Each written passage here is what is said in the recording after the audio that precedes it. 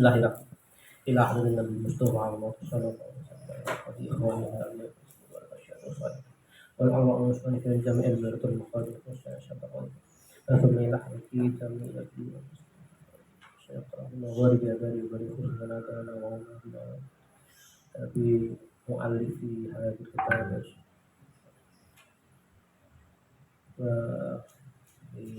wa dan salahatun kullina.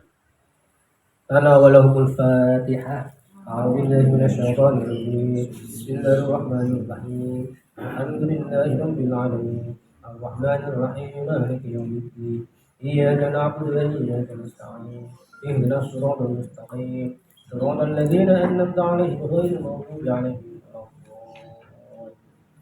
Ini walidayya bil mu'minin. Amin. Alhamdulillah, makasih atas kiriman doanya untuk yang menjadi sumber dari pengajian kita.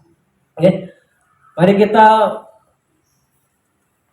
melanjutkan yang kemarin yaitu Ar-Rahman dan sekarang ini adalah Ar-Rahim. Nah, ini sedikit agak memprovokasi nih. Sifat Ar-Rahim ini untuk siapa ya? Nah, kalau kemarin itu kan sifat Ar-Rahman itu untuk semua makhluk dan itu diumumkan buat semua saja. Nah, ini buat siapa? Memang ada bedanya sama yang Ar-Rahman. Oke. Jadi di sini disebutkan bahwasanya next Ar-Rahman itu Ar-Rahim itu sama. Akar katanya sama, itu rahmat. Kasih sayang. Jadi walaupun sama-sama rahmat, tetapi ternyata ada perbedaan. Ar-Rahman, Ar-Rahim itu ada perbedaannya. Nah, apa bedanya? Nah, nanti kita kaji bareng. Next. Nah, ini Ar-Rahman sama Ar-Rahim ini ternyata berulang-ulang diucapkan atau terucap atau tulis dalam Quran. Bahkan dituliskan ada yang menyebutkan 429 kali.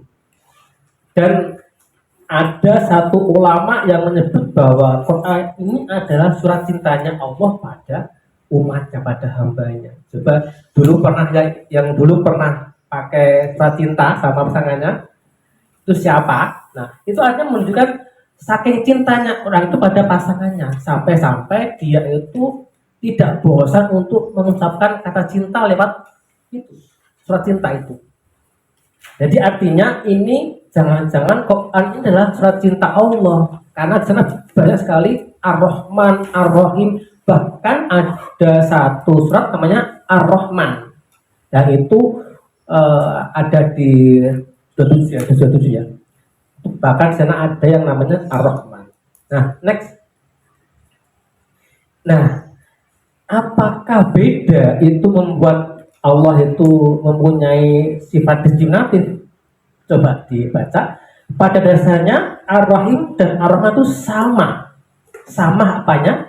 Sama-sama menunjukkan bahwa Allah itu zat yang memberi rahmat atau menghendaki kebaikan pada hamba-hambanya secara keseluruhan. Nah, tetapi, ada tapinya. Tapi Ar-Rahim mencakup tempat dan sasaran yang lebih eksklusif. Nah, ini yang membedakan. Ini saya untuk membahasakan sederhana seperti ini. Jadi kita semua ini bisa membeli belanjaan di satu minimarket ya. Misalnya kita menyebutkan Alfa atau Indo. Nah, kita semua boleh, kita beragama apapun boleh beli di sana. Kita bersuku apapun boleh beli di sana. Tetapi kalau kita adalah member, nah, ketika kita adalah member dari minimarket itu, apakah kita tidak berhak mendapatkan diskon? Apakah kita tidak berhak mendapatkan harga yang lumayan lebih murah? Apakah kita tidak berhak mendapatkan hadiah dari minimarket tersebut? Berhak kan? Berarti ini bukan diskriminatif, tapi memang ini kekhususan bagi orang-orang yang terpilih yang untuk bisa mendapatkan sifat Ar-Rahimnya Allah, karena itu tertera ada mencakup tempat dan sasaran. Nah, gimana coba next. Nah, dan selain itu apakah tersirat bahwasanya ar-rahim itu ternyata ada kaitannya dengan rahim ibu. Ternyata ada. Jadi ada satu penelitian bahwasanya rahim ibu itu kan sebenarnya adalah wadah ya, wadah janin. Ketika wadah itu ada isinya, secara otomatis tanpa diminta, janin itu akan mendapatkan makanan secara langsung dari sang ibu. Lewat apa? Ada yang namanya saluran yang masuk ke dalam tubuh si janin. Nah itu tanpa diminta, tanpa ya secara otomatis ada. Nah itulah bukti bahwasanya Allah itu punya sifat memberikan apa yang dibutuhkan oleh umatnya. Nah ini hanya diberikan pada orang-orang yang mukmin. Jadi bayangkan Bu, dari awal mula ada bumi sampai sekarang ini itu berapa puluh tahun, berapa puluh miliar tahun dan sebagainya, itu cuma satu rahmat aja. Bisa dibayangkan gimana Allah nanti akan memberikan secara penuh rahmatnya pada hari akhir, yang itu jumlahnya adalah 99 rahmat. Bisa dibayangkan, karena yang namanya rahmat Allah itu ya itulah kayak kemarin ada penciptaan, ada kesempatan, ada pengampunan, itu ada di dalam rahmannya Allah. Bisa dibayangkan nanti ar-rahimnya seperti apa. Next. Nah ini ada di dalam keterangan di surat Al-Ahzab 43. Bismillahirrahmanirrahim. Wa kana bil mu'minina rahima. Nah dia adalah maha penyayang pada orang-orang yang beriman. Jadi di sini hanya spesial. Jadi kita tuh harus bersyukur, berbangga kalau kita masuk dalam kategori orang-orang yang beriman. Nah, disebutkan bahwasanya di dua ayat sebelumnya itu ada semacam firman Allah yang menyebutkan ya ayyuhalladzina amanu dzkurullaha dzikran katsira. Artinya adalah orang-orang beriman, berzikirlah pada Allah sebanyak-banyak zikir. Nah ini apa hubungannya dengan bil mu'min rahimah? Bahwasanya ada keterkaitan antara orang beriman dengan zikir. Nah orang yang beriman itu adalah orang yang suka berzikir. Dan berzikir ini nggak harus yang panjang-panjang, nggak harus yang aneh-aneh, enggak. Yang penting itu zikir adalah mengingat Allah. Zikrullah itu cukup bisa mendapatkan cap kita orang yang beriman. Bahkan ada satu riwayat menyebutkan bahwasanya jadi Nabi itu senang serawung atau senang bertemu dengan sahabatnya itu, terus satu rahim dengan kekumpulan seperti ini.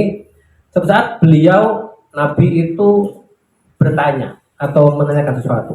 Hei sahabatku, maukah kalian aku tunjukkan sesuatu yang itu lebih besar pahalanya daripada kalian sedekah emas dan perak, dan juga itu lebih besar pahalanya daripada berperang fisabilillah.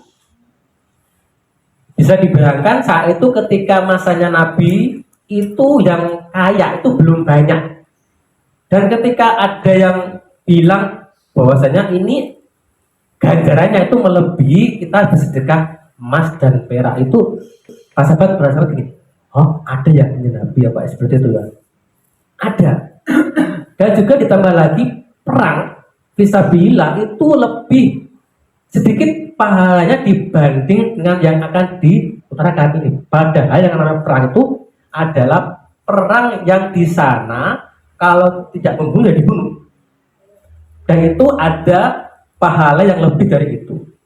Apa? Yaitu ya Rasulullah, zikrullah. Jawabnya adalah zikir pada Allah. Jadi intinya zikir itu pahalanya melebihi kita bersedekah emas dan perak, dan juga pahala dari berperang fisabilillah.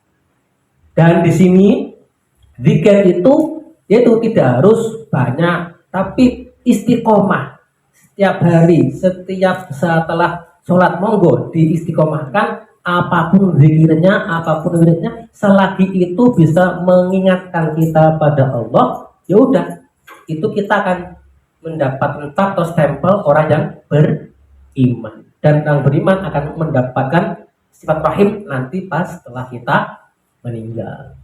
Jadi, dan tentang istiqomah itu ada yang menyebutkan al istiqomatu khairun min alfi karomah. Nah, kalau Bapak Ibu belum tahu atau belum mengerti tentang karomah, yang namanya karomah itu adalah khusus diberikan kepada orang-orang yang spesial, kayak wali, kayak ulama-ulama yang khas. Jadi yang kayak punya kemampuan menghilang atau apa itu karomah. Nah, padahal istiqomah itu melebihi 1000 karomah. Bisa dibayangkan gimana hebatnya istiqomah itu bisa mengalahkan 1000 karomah. Jadi ketika ibu bapak pengen melantunkan wiridan, ya itu istiqomah satu hari itu tambah dikit-dikit tambah dikit. Selama itu dilaksanakan secara kontinu setiap hari, insya Allah itu akan bisa menjadi kebiasaan yang baik buat kita. Dan juga kalau misalnya ditambah dengan bacaan Quran apalagi, karena di sini kita belajar melantunkan Quran itu adalah mencoba untuk bisa istiqomah meskipun seminggu sekali. Tetapi agak baiknya kalau sehari sekali, meskipun cuma 1 ayat, 2 ayat, 3 ayat, tapi ketika itu istiqomah, konsisten setiap hari, moga-moga itu mendapatkan pahala keistiqomahan untuk kita. Jadi, ngoten nggih, mungkin kita bisa continue, bisa setiap hari istiqomah menjaga melantunkan sholawat, melantunkan wirid, melantunkan Quran. Semoga kita bisa tetap istiqomah menjalankan kebaikan itu, karena itu zikrullah itu adalah mengingat Allah, dan itu akan menjadikan kita mendapatkan stempel sebagai orang yang beriman. Semoga itu bisa membawa keberkahan buat kita semua. Dan akhirnya saya akhiri, ketika ada yang salah dari saya minta maaf. Assalamualaikum warahmatullahi wabarakatuh.